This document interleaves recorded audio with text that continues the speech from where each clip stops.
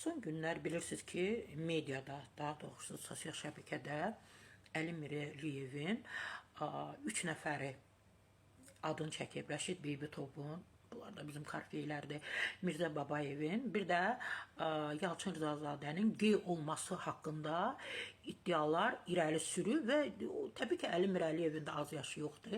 Məhz onlarla o illərdə yaşadığı üçün bu faktları söyləyib, deyib, qorxmadan, cəsarətlə ki, bax, Mirzə Babayev, Yalçın Rızazadə və Rəşid Beybitov qey olublar. Demə, mən araşdırma apardım. Demə, bu qey ifadəsini indi yox, illər öncə, bundan əvvəl deyib, onda Yalçın Rızazadə sağ imiş, sağ olub və təbii ki, Yalçın Rızazadədən Əli Mirəliyevin söylədiyi bu ifadə var, ağır bir ifadədir də.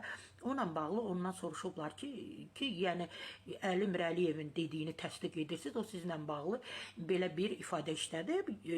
Təbii ki, Yalçın Rızazadə deyib ki, bəli, o vaxt müğənni Bakı Newsə açıqlamasında bildirib ki, hər kəs onu tanıyır.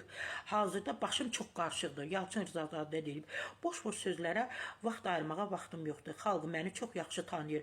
Qoy xalq onun cavabını versin. Siz özünüz onun cavabını verin, deyə Yalçın Rızazadə deyib ki, yəni siz özünüz Əli Mirəliyevin cavabını verin.